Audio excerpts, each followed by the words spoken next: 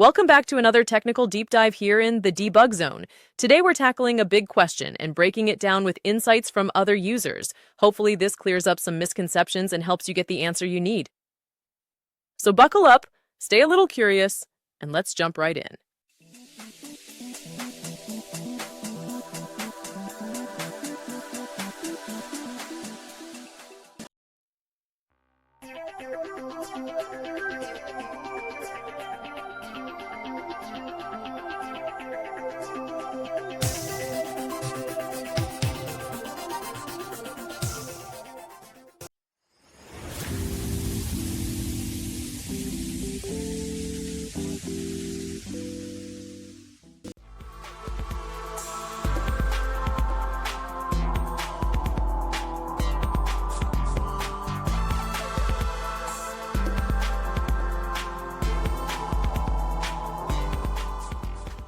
And that's a wrap.